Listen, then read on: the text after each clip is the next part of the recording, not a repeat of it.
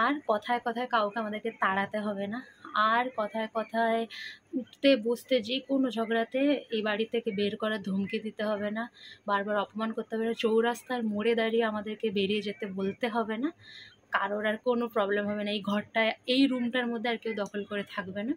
তো ফাইনালি পাপরা বিদায় হচ্ছে। আমরা পাপ জানি না কবে যে পাপগুলো বিদায় হবে, এই কথাটা অনেকবার শুনেছি। ঠিক আছে, আমরা কিন্তু এই বাড়ি থেকে যেতে চাইনি, আমাদেরকে রীতিমতো তাড়ানো হয়েছে, তাই জন্যই আমরা যাচ্ছি। যেতে চাইনি তার মানে এই না যে দখল করতে চেয়েছে, আমাদের অবস্থা নেই একটা ভাড়া ঘর দিয়ে থাকার, কিন্তু এদের কাছে মানে আমার প্যারেন্টসের কাছে একটাই অপশন ছিল, বেরিয়ে যাও এখান থেকে, কবে যাবো এখান থেকে তাড়ায়। আবার কেউ কেউ প্যারেন্ট পক্ষ আছে যারা প্যারেন্টস নিজেরাই, তাদের এই কথাগুলো খুব খারাপ লেগেছে। তো খারাপ লাগলে প্লিজ আপনারা ভিডিওটা স্কিপ করতে পারেন। আমি কিন্তু আমাদের জন্য নাকি অনেক জিনিস উধাও হচ্ছে, গায়েব হচ্ছে। তো সব কিছু ঠিক আছে, অনেকবার এই চোর অপবাদ নিয়ে থাকা যায় না। যে শো অফগুলো যে মিটি চলে গেলে ঘরটা ফাঁকা লাগবে, মন খারাপ লাগবে, এসব ঢং না করলে আমি বেশি খুশি হব। কারণ এই দিনটা এসছে শুধুমাত্র তারই জন্য। আবার সেই ফোনে বলে যে মিঠি চলে গেলে নাকি দুঃখ লাগবে। সত্যি অস্কার উইনিং অ্যাক্টিং। বন্ধুরা, তোমরা কি শুধু আমার জীবনের দুঃখ কষ্ট বাজে সময় যত খারাপ থাকা সেগুলো শুধু শুনে যাবে, যখন লাইফে ভালো কিছু ঘটবে সেগুলো কি তোমাদের সাথে আমি শেয়ার করব না? তোমাদেরকে কি শুধু আমি মুখেই নিজের ফ্যামিলি বলি? তোমরা আমার ফ্যামিলির চেয়ে অনেক বেশি। যেই সময়টাতে তোমরা আমাকে বুঝেছো, আমার পাশে থেকেছো, আমার সিচুয়েশনটা বুঝে আমাকে সাপোর্ট করেছো, সেটা আমি জীবনেও, যতই আমার লাইফে যত আমি উন্নতি হই বা অবনতি হই, আমি কখনোই টাইমটা ভুলবো না বন্ধুরা। Thank you so much. আজকে তোমাদের সবাইকে এই ব্লগটাতে ওয়েলকাম জানানোর সময় ভীষণ একটা আলাদাই অনুভূতি কাজ করছে। তোমাদের সবাইকে আমাদের চ্যানেলের আরও একটা নতুন ভিডিওতে ওয়েলকাম জানাই বন্ধুরা। আমি অর্পিতা। তোমাদেরকে একটা কথা শেয়ার করার আছে। তার আগে ছোট্ট করে একটু কিছু কথা বলে দিই, কারণ অনেকেই নতুন ভিডিওটা দেখছো, তারা কিছুই বুঝতে পারবে না। 2023 সালে আমি আমার হাজব্যান্ড আর মেয়েকে নিয়ে নিজের বাপের বাড়িতে শিফট হই, অনেক বাপের বাড়ির উৎসাহে। কারণ তখন হাজব্যান্ডের ক্যান্সারের পর ও জব হারিয়ে সমস্ত কিছু জিনিসপত্র বিক্রি বাট্টা করে দিয়ে যখন আর ভাড়া দিয়ে সামলে উঠতে পারছিলাম না, তখন মা বাবার উৎসাহে তাদের বাড়িতে শিফট হই। মানে বর্তমানে এখন যেখানে তোমরা ভিডিওটা দেখতে পাচ্ছ, এটা হচ্ছে আমার বাপের বাড়ি। তো এখানে 2023-এ শিফট করি।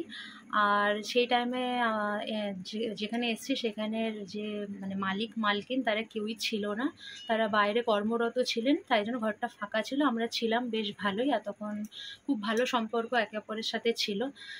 সম্পর্কটা কখনো বিগড়াবে বুঝতে পারিনি।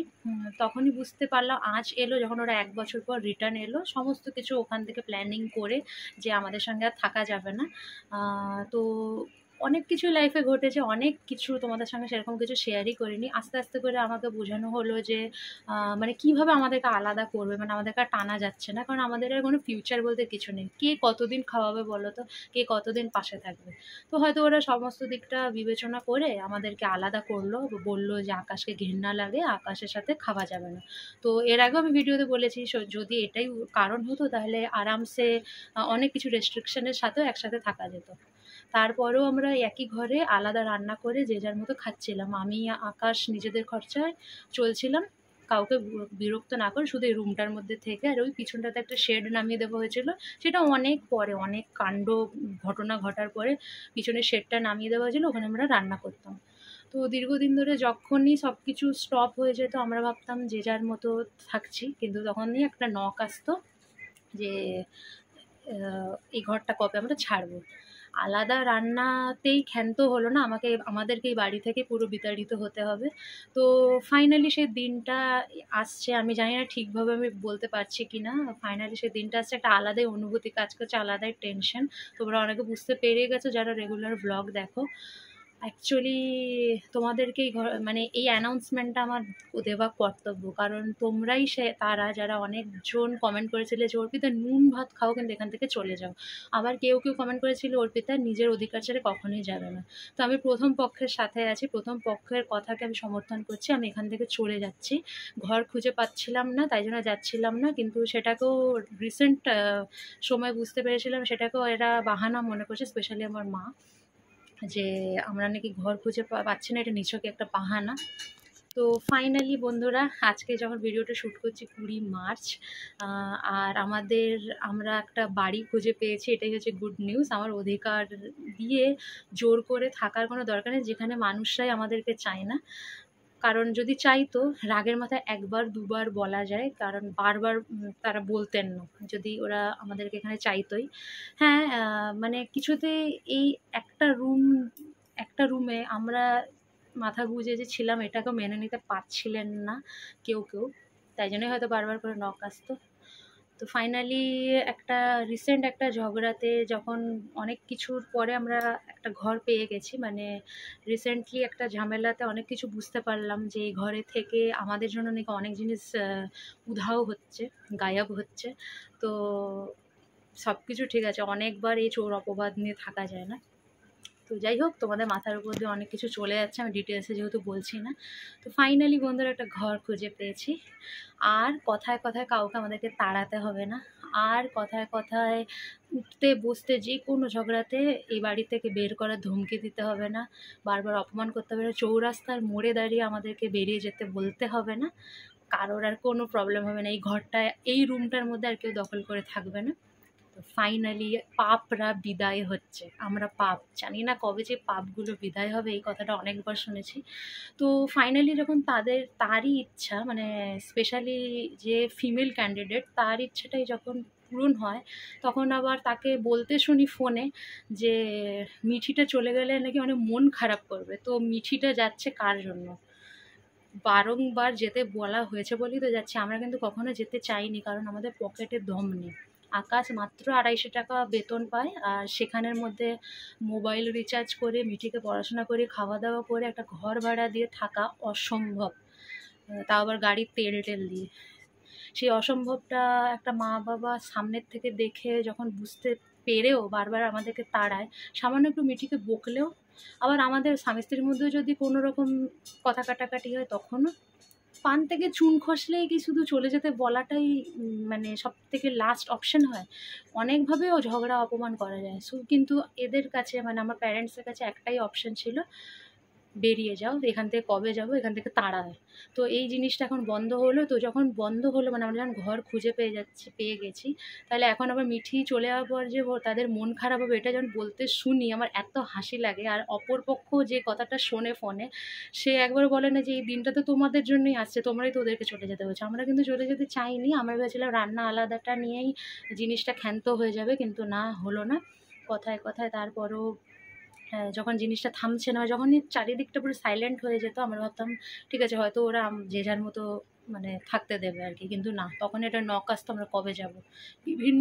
বিভিন্নভাবে অপমানিত হয়েছি, তাও আমরা কিন্তু সেই জুন মাস থেকে আপ টু মার্চ মাস, অনেকগুলো মাস কাটে অপমানিত হয়েছিলাম। ফাইনালি আমরা যাচ্ছি, পাপগুলো বিদায় হচ্ছে। আমরা 21 মার্চ শিফট করছি। আর তোমাদেরকে বলে রাখি, 14ই মার্চ মানে হোলির দিন ঘরে অ্যাডভান্স দিয়েছিলাম, আর তারপরে তোমাদেরকে শেয়ার করিনি। মনে একটা আলাদাই ভয় কাজ করছিল, যদি জিনিসটা কোনো রকমভাবে গন্ডগোল হয়ে যায়, কারণ কপালে তো সুখ হয় না। তাই জন্য একদম ফাইনাল ডেতে তোমাদের সাথে শেয়ার করছি। আমি জানি যারা নতুন তাদের মাথার উপর দিয়ে কিছুই যাচ্ছে না, আর যারা আমার মতো এই সিচুয়েশন ফেস করেছো তারা আমাকে বুঝেছো। আবার কেউ কেউ প্যারেন্ট পক্ষ আছে, যারা প্যারেন্টস নিজেরাই, তাদের এই কথাগুলো খুব খারাপ লেগেছে। তো খারাপ লাগলে প্লিজ আপনারা ভিডিওটা স্কিপ করতে পারেন। আমি কিন্তু সত্যি কথা বলছি বলেই এখনও অবধি ঘরের মধ্যে বসেই কথাগুলো বলছি, ঠিক আছে? আমরা কিন্তু এই বাড়ি থেকে যেতে চাইনি, আমাদেরকে রীতিমতো তাড়ানো হয়েছে, তাই জন্যই আমরা যাচ্ছি। যেতে চাইনি তার মানে এই না যে দখল করতে চেয়েছে, আমাদের অবস্থা নেই একটা ভাড়া ঘর দিয়ে থাকার, কিন্তু কথায় কথায় এত অপমান আর সহ্য করতে পারা যাচ্ছে না। অনেক অপবাদ পেয়েছি, অনেক অপমান পেয়েছি। তো এই জিনিসগুলো এখানে এন্ড করে এখান থেকে চিরদিনের মতো যাচ্ছি। আশা করছি আমি আর এখানে ঘুরেও দেখবো না। তাই জন্য এখন এই মিথ্যে শো অফগুলো, যে মিটি চলে গেলে ঘরটা ফাঁকা লাগবে, মন খারাপ লাগবে, এসব ঢং না করলে আমি বেশি খুশি হব। কারণ এই দিনটা এসছে শুধুমাত্র তারই জন্য। আবার সেই ফোনে বলে যে মিঠি চলে গেলে নাকি দুঃখ লাগবে। সত্যি অস্কার উইনিং অ্যাক্টিং। তো বন্ধুরা ফাইনালি মানে আগামীকাল 21 মার্চ শুক্রবার দিন আমরা ঘর শিফটিং হচ্ছি। আর তোমরা দেখতেই পাবে যে আমরা কী কী গোছগাছ করেছি, এখনও অনেক কিছু বাকি আছে। আলমারি খালি হয়ে গেছে, অনেক জিনিসই রেডি হয়ে গেছে, কালকে সকাল থেকে শিফটিংয়ের কাজ শুরু হবে। আর হোম ট্যুর এগুলো কিছুই দিইনি, কারণ সত্যি বলছি খুব একটা ভয় কাজ করছে, অনেক বড় একটা রেসপন্সিবিলিটি। জানি না এই টাকার মধ্যে আমরা কীভাবে সব কিছু ম্যানেজ করব। আশীর্বাদ করে যেন আগামী দিনগুলো খুব শান্তির হয়, খুব ভালো হয়, অ্যাটলিস্ট কেউ তাড়াবে না, এরকম দিনই আসতে চলছে। তো আগের ব্লগগুলোতে তোমরা পাশে থেকো, এখানেই আর কি বলবো, আমি নিজেই ভাষা খুঁজে পাচ্ছি না। তো ঠিক আছে বন্ধুরা, আশীর্বাদ করো যেন আমরা আগামী দিনগুলো ভালো থাকতে পারি। আর কি বলবো, এটা আমার একটা মেয়ে বাপের বাড়ি ছাড়লে অনেক আপসেট থাকে, স্যাড থাকে, দুঃখী থাকে। আর আমার কাছে এটা সবচেয়ে আনন্দের দিন, আমি আমার বাপের বাড়িতে ছাড়বো, যেই ঘরে আমার হাজব্যান্ডকে নিয়ে এত সমস্যা, হাজব্যান্ডকে এত অপমান করা হয়েছে, সেই ঘরে মানে অন্যায়ভাবে আমাদেরকে এত ইনসাল্ট করা হয়েছে, মানে ন্যায় অন্যায় বোধ যাদের মধ্যে আর নেই। হ্যাঁ, বারংবার যখনই আমরা ভেবেছি না এখানে থাকা যাবে, কিন্তু তারপরও তাড়ানো হয়েছে। তো ব্যাস, এই একটা সব কিছুর একটা সীমা থাকে, যে সীমাগুলো পেরিয়ে গেছে। তো আমরা ঘর ফাইনালি পেয়ে গেছি। কোথায় পেয়েছি না পেয়েছি এগুলো আমি কিছু এখন ডিসক্লোজ করছি না। ঘরটাও তোমাদেরকে এখনও দেখাইনি, সরি, বাট আমার মনে হলো তোমাদেরকে জানানো উচিত যে আমরা চলে যাচ্ছি ফাইনালি। আমি জানি তোমরা অনেকে এটা শুনে ভীষণ খুশি হবে, আবার অনেকে বলবে বাবা আমার কথা এরকম সোশ্যাল মিডিয়াতে বলছো কেন। তারা প্লিজ এই ভিডিওটা স্কিপ করতে পারেন। যেটা সত্যি আমি সেটাই বলছি, যখন ভালোটা পুরো ঢাকঢোল বাজিয়ে বলতে পারি তাদেরই ব্যাপারে, তো খারাপটা কেন বলবো না।